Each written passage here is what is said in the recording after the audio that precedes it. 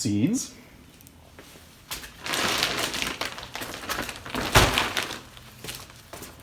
peat moss,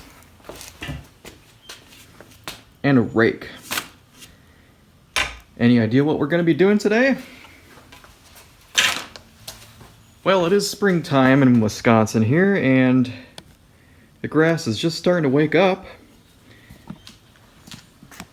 But I got some patchiness from my lawn last year, where I overseeded in my huge renovation project.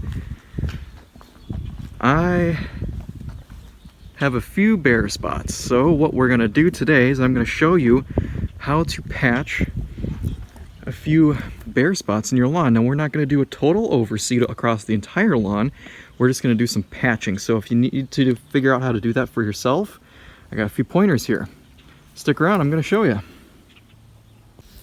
So if you remember from last year when I did this, soil contact is the most important thing. That's what the rake is for. What we're going to do is we're going to scratch up the surface of the dirt a little bit, and that's going to expose the soil and kind of loosen it up a little bit. The seed goes down on top, then we're going to lightly cover it with a little bit of peat moss, and then I'm going to show you how to water it properly. I recommend gloves because peat moss is very messy. First thing we do, just lightly rake. See how I'm doing this? I'm not tearing into it, but I'm just kind of exposing the dirt a little bit and just scratching the surface. Don't need to go too deep. If you have a garden weasel that has like the spinning tines on it that you just roll over, even better. That is a great tool for this.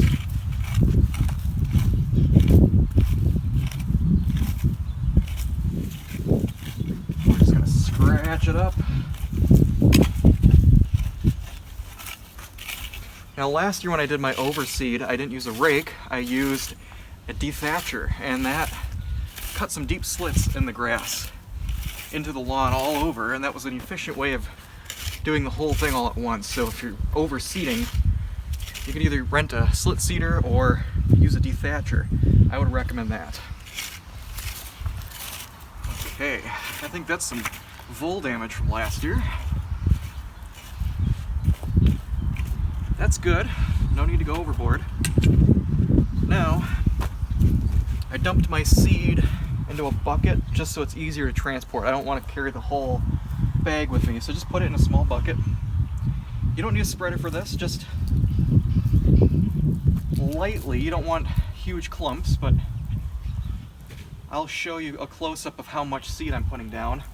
I'm going to go a little thick because I had trouble with germination last year, so I've got extra seed. I got about 4 pounds I need to use, so I'm just going to throw her down and hope for the best.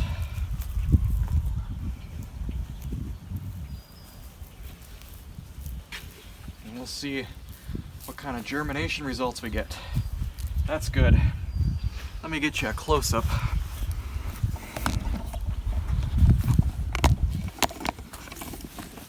So you see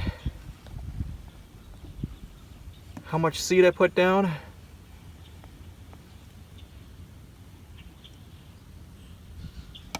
Not super heavy.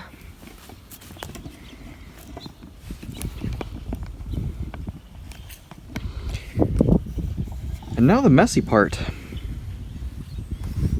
I'll put my gloves back on.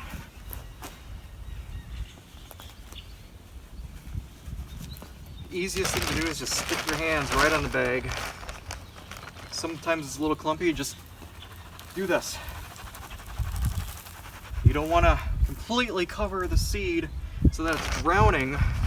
You need like a 1/4 inch of the stuff, and that's it. Not a whole lot, about a 1/4 inch. It's really dusty, so don't wear any nice clothes. There.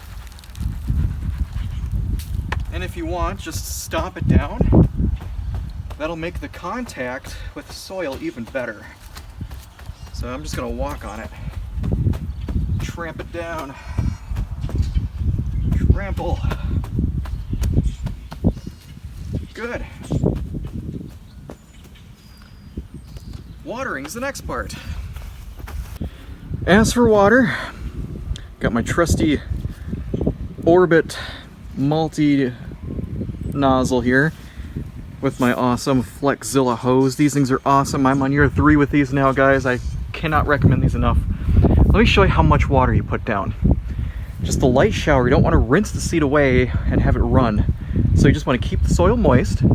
So you want to do this probably about 2 or 3 times a day, depending on the temperature, how much sun you've got. I'll just get right to it.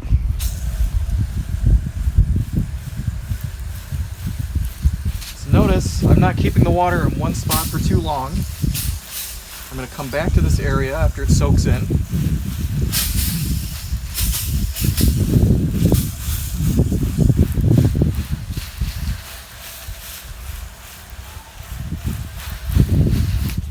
That's it.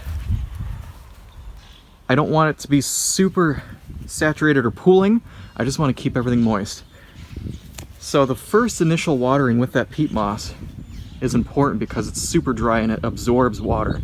So once you get that peat moss wet, keep it wet. And it's going to hold in moisture for a long enough time to keep that seed moist throughout the germination process. So that's really all there is to it, guys. Come back in a couple of weeks and we'll see what the progress is.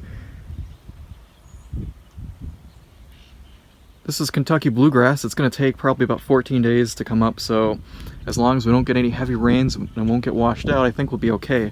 But this spot in my yard isn't too bad as long as I don't have a heavy rain and it washes away by the downspout. So anyway, that's all I've got for today. If you guys like this video, give it a thumbs up. Hit subscribe if you're not already a subscriber. I'd really appreciate it. If you got any questions, leave them below.